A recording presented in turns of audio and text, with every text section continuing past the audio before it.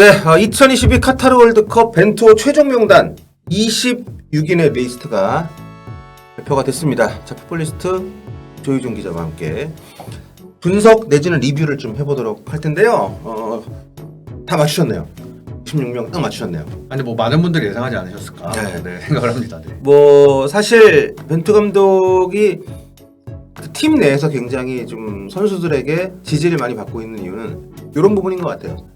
그러니까 무리하거나 뜻밖의 어떤 그 선택을 한다거나 본인이 했던 얘기를 스스로 배반하지 않는 그런 성향을 갖고 있는 것은 분명한 것 같습니다. 이번에도 결국 대표팀에 꾸준히 뽑히고 본인이 꾸준히 기회를 줬던 선수들 위주로 뿌렸기 때문에. 그렇죠. 네. 뭐 여러모로 일관성을 가지고 있다라고 볼 수도 있을 것 같아요. 그게 네. 이제 이번 선발까지도 이어진 것 같습니다. 그렇습니다. 일단 살펴보면 골키퍼 3명 뽑았고요. 그리고 수비에는 센터백 4명 그리고 풀백을 5명을 뽑았습니다. 그리고 미드필드에는 이제 중앙 미드필더라고 할 수 있는 정우영, 손준호, 백승호 선수 3명 뽑았고 그 앞에 2선에 쓸 수 있는 선수들이 좀 많아요. 황인범, 이재성, 권창훈, 나상호, 황희찬, 정우영, 뭐 손흥민, 이강인, 송민규. 그렇죠. 9명입니다. 굉장히 막강한. 굉장한데. 네. 뭐 최전방까지도 이렇게 넘나들 수 있지만 우리가 3톱을 쓴다고 봤을 때 거의 3배수 그렇죠. 조합이 네.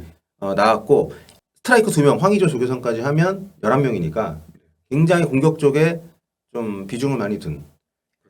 원래 23인 명단에서 3명이 늘어나는데 그 3명을 공격 쪽에 2명을 몰빵을 한 느낌을 좀 받을 수 있는. 아무래도 가장 관심을 많이 끄는 부분은 이강인 선수. 그렇죠. 발탁 여부였죠. 발탁 여부였죠.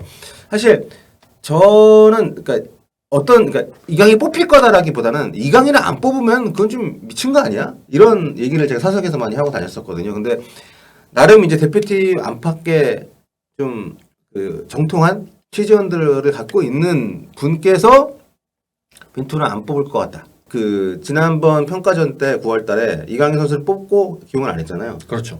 그래서 관중들이 계속 이강인 넣으라고 막. 후폭풍이 좀 있었죠. 네. 네. 근데 그런 상황이 대표팀을 흔들 수 있다라고 판단을 해서 어차피 주전으로 쓸 계획이 없기 때문에 안 들어갈 것이다라는 얘기를 해서 그 얘기 듣고 그럴 수도 있나? 약간 흔들렸었거든요. 네. 네. 근데 역시 벤투 감독은 뭐 현재 상태로 봤을 때 선발로 쓸 가능성은 여전히 낮지만 그렇죠. 네. 그래도 이강인 선수가 우리 대표팀에는 꼭 필요한 선수라고 판단을 한 거는 맞다고 봐야겠죠. 그렇죠. 네. 자, 그리고 또 이채로운 것은 이 명단엔 없습니다만 오현규 선수를 일종의 예비 자원으로 같이 데려가서 훈련을 같이 진행을 한다고 합니다. 그래서 월드컵 때 부상자가 나온다거나 해서 대체가 이루어지는 상황이 아니라면 벤치에 앉을 수는 없지만 어쨌든 오현규 선수도 같이 카타르로 갑니다. 근데 오영규 선수 개인에게도 좀 의미 있는 기회가 될 것 같고요. 아마 이제 손흥민 선수가 어느 시점부터 이제 합류할 수 있을지가 불투명하기 때문에 네. 그런 면들을 좀 전반적으로 고려해서 선발한 게 아닌가라는 생각이 듭니다. 벤투 감독도 인터뷰 때 본인이 얘기를 했습니다만 당연히 질문이 나올 수밖에 없었고요. 선수 본인하고 또 토트넘 메디컬 팀하고 대화를 주고받는데 뭐 언제 훈련이 가능할지는 아직 알 수 없다라고 해요. 그러니까 그렇죠. 그나마 불행 중 다행으로 우리가 저 뒷조에 배정을 받았잖아요. 그렇죠. H조니까. 네, 그래서 만약에 우리가 앞조에 배정을 받았으면은 뭐 21일, 22일 바로 경기를 했어야 되는데 그나마 우리가 마지막 조여서 거의 그렇기 때문에 세 경기 다 일정이 좀 밀려 있다는 게 손흥민 선수를 기다리는 우리한테는 그나마 좀 다행스러운 부분이 아닌가. 이제 3, 4일 정도 시간을 벌었기 때문에 네. 그 상태에서 이제 손흥민 선수가 컨디션을 끌어올릴 수 있는 시간이 주어질 것 같습니다. 네, 근데 사실 정상 컨디션을 기대하는 거는 너무 기적을 바라는 것 같고요. 풀타임을 뛰는 것도 쉽지 않을 것 같고 여기에 수술을 그렇죠. 네, 여기 부서진 뼈를 맞추는 수술을 했기 때문에 사실 쉽지가 않을 거고 또 한창 시즌 달리고 있다가 벌써 열을 쉰 거잖아요. 그렇죠. 훈련을 벌써 전혀 안 한 그렇게 채로 됐는데. 열흘이 지났잖아요. 그렇기 때문에 앞으로 열흘 더 지나고 뭐 이러면 몸 상태를 기대하기 쉽지 않기 때문에 물론 손흥민 선수가 그라운드에 있는 것만으로도 상대에게는 굉장한 압박은 되겠지만 언제 합류할지를 우리가 너무 기대를 말이 어렵네요. 네. 네. 좀 조심스럽기도 하고. 네. 조심스럽습니다. 네. 자, 지금 포지션별로 살짝 살펴보겠습니다. 골키퍼 김승규, 조현우, 송범근 선수. 골키퍼를 4명 뽑을 수도 있다는 추측도 있었습니다만 상식적인 선택. 네, 정석대로 갔죠. 네, 그렇습니다. 송범근 선수가 세 번째 키퍼로 합류했습니다. 저는 구성윤 선수가 더 출전을 많이 했었기 때문에 벤투에서 좀 가능성이 있지 않았나 싶었는데 아무래도 소속이 없는 게 영향을 좀 줬을까요? 네, 그렇죠. 뭐 최근에 이제 경기를 뛰지 못하기도 했고 그리고 구성윤 선수가 이제 좀 오래 전부터 발탁이 되긴 했는데 또 올해는 1월 이후로는 발탁이 없었거든요. 음. 그러다가 이제 이번에 발탁이 됐었던 거기 때문에 뭐 경기 출전 숫자는 적지만 그래도 송봉근 선수는 꾸준히 경기를 뛰었고 그래서 이제 송봉근 선수를 최종 세 번째 골키퍼로 합류를 시켰습니다. 그렇습니다. 그리고 이제 센터백 4명 김민재, 김영권, 권경원, 조유민 선수가 합류를 했는데 어제 아이슬란드전에서 경기 중에 박지수 선수가 이제 부상으로 나갔잖아요. 그렇죠. 그래서 그 부상이 좀 커서 박지수 선수가 제외가 됐고 조유민 선수가 합류를 했습니다. 박지수 선수는 본인 그렇죠. 상태를 올렸죠 SNS에. 네, 명단 발표 직전에 이제 본인의 상황을 이제 인스타그램에 올렸는데요. 뭐 발목인대 파열 진단을 받았다고 하고 거기에 대해서 좀 아쉬운 마음, 뭐 이런 팬들에게 보내는 메시지 등을 올렸으니까 한번 확인해 보시면 좋을 것 같습니다. 참 좀 안타까워요. 뭐 박지수 선수의 팬이든 팬이 아니든 정말 4년에 한 번 또 그렇죠. 평생 한 번 올지 안 올지 모르는 그 기회를 명단 발표 전날 마지막 평가전에서 부상으로 잃었다는 것은 정말 박지수 선수에게는 너무 끔찍한 일이어서 많은 분들이 좀 위로를 건네주셨으면 좋겠다는 생각이 듭니다. 그리고 풀백을 5명을 뽑았습니다. 보통 왼쪽 2명, 오른쪽 2명, 4명을 뽑는데 이번에 26명으로 늘어난 스쿼드 하나를 풀백에 할애를 했습니다. 그래서 오른쪽 풀백에 김문환, 김태환, 윤종규, 왼쪽에 김진수, 홍철인데 김문환 선수하고 윤종규 선수는 왼쪽도 볼 수 있는 걸로 분류를 하고 있는 것 같아요. 그렇죠. 네, 5명. 그러니까 굉장히 지금 사이드백에 대한 고민이 많다는 거를 보여주는 선택이기도 하지 않나. 그렇죠. 뭐 선뜻 뭐 주전을 내세우기에 누구를 해야 될지 뭐 상황에 따라 뭐 다른 선수를 내세울 수도 있고 이런 고민들이 반영된 선택인 것으로 보입니다. 네. 그리고 지금 선수도 몸 상태가 썩 안 좋아요. 김진수 선수 훈련 별로 못 하고 있는 상태고 김문환 선수도 어제 김문환, 김태환 선수도 폼이 좀 컨디션이 안 좋은 상태에서 어제 출전을 했는데 김문환 선수는 어제 왼쪽 풀백도 받다가 중앙 미드필더까지. 네, 정우영 선수 부상으로 나간 다음에 추가 교체가 불가능하니까 수비형 미드필더까지 받고 경기 끝나고 나서 거의 뭐 쓰러져가지고 엎혀서 나갔다고 하는데 이번에 이제 들어온 거 보면은 몸에 문제 없는 것 같고요. 아무튼 제 생각에는 원래 벤투 감독이 구상은 왼쪽 김진수, 오른쪽 김태환이 주전이 아니었을까 싶은데 두 선수 컨디션이 좀 안 좋아서 훈련하는 걸 좀 봐야 될 것 같고 어떻게 예상하십니까?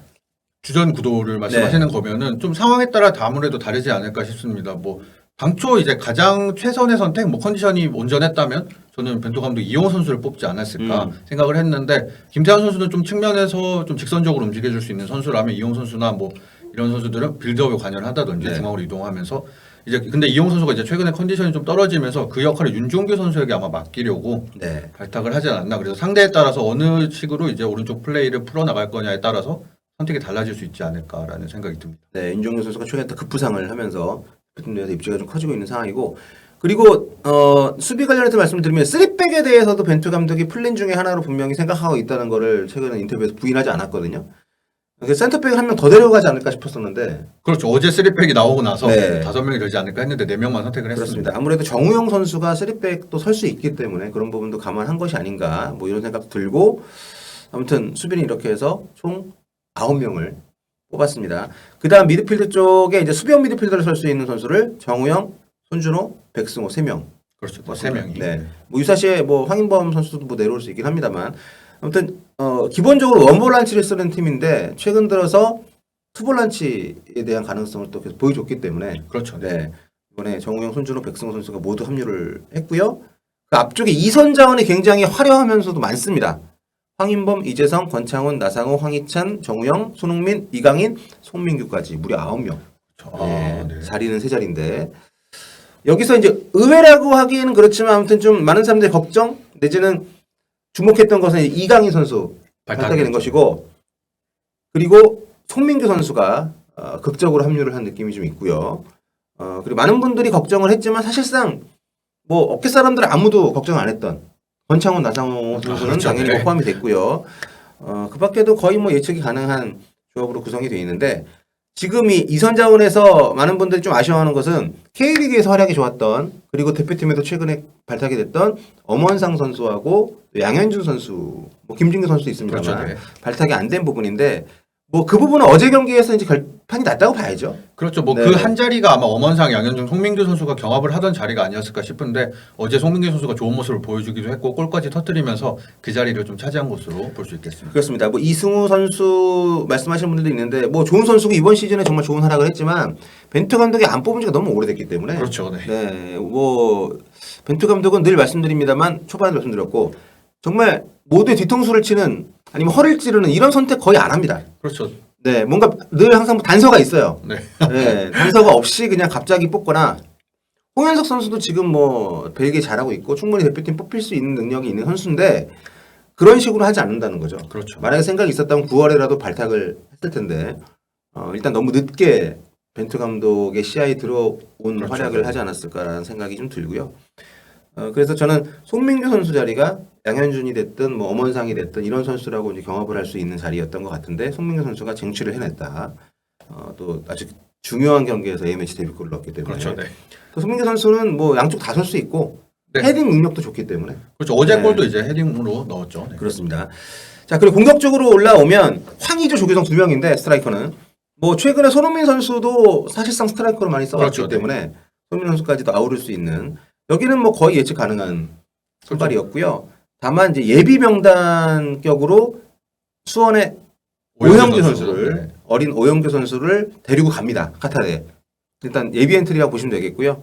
다만 걱정하시는 뭐 나상호 선수나 권창훈 선수가 주로 많이 거론이 되는데 그렇죠. 네. 권창훈 선수가 올 시즌에 소속팀에서 한 골도 못 넣었죠. 그렇죠. 네. 도움만 하나 기록을 네. 하고 마쳤습니다. 근데 대표팀에서 골을 꾸준히 넣었습니다. 올 시즌 올해도 좀 넣었지 않나요? 네, 네 골인가? 네. 골을 꾸준히 넣었고요. 그리고 벤투 감독 체제에서 거의 뭐 나상호, 권창훈 선수는 매번 발탁만 되는 게 아니라 거의 매번 뛰었어요. 그렇죠. 경기장을 꾸준히 나왔어요. 네, 그러니까 벤투 감독은 저는 그러니까 성적이 어떻게 될지 혹은 상대가 예측 가능한 전술을 쓴다라는 우려도 좀 일리가 있지만 이거는 내부적으로 봤을 때 굉장히 긍정적인 면이라고 봐요. 그 팀에 합당한 선수들이 이 감독을 믿고 우리가 시키는 대로 하면 보답 받을 수 있다. 그렇죠. 뭐 이런 어떤 메시지를 준다는 점에서 팀을 운영하는 매니저로서는 굉장히 좋은 운영법이라고 보는데 어쨌든 이 선택을 가지고 본선에서 또 어떤 조합, 어떤 전술, 어떤 선발 라인업을 짤지 요거는 굉장히 좀 우리가 예측이 현재로서는 쉽지가 않은 상황입니다. 아무래도 가장 중요한 건 손흥민 선수의 그렇죠. 네. 회복 언제 투입되느냐. 손흥민 선수가 그라운드 있느냐 없느냐에 따라 가지고 그 주변 포지션에도 영향을 미칠 수가 있기 때문에 그렇죠. 참 이제 뭐 선수 라인업이 정해졌으니까 참 흥미롭게 이제 지켜보면서 응원을 좀 하면 좋을 것 같은데요. 무엇보다 앞으로 추가 부상 절대 안 나왔으면 좋겠고 부상이 있는 선수들 특히 이제 92년생 절친 손흥민, 김진수 선수 빨리 회복을 해서 본인들의 후회가 남지 않는 그런 월드컵 했으면 좋겠습니다. 네, 앞으로도 계속 이제 벤투 월드컵 소식 전해드리도록 하겠고요. 네. 저는 카타르에서 조효준 기자는 서울에서 네. 여러 가지 얘기들을 여러분과 월드컵 얘기를 나누도록 하겠습니다. 자, 이 분석 영상은 여기까지 할게요. 네. 네.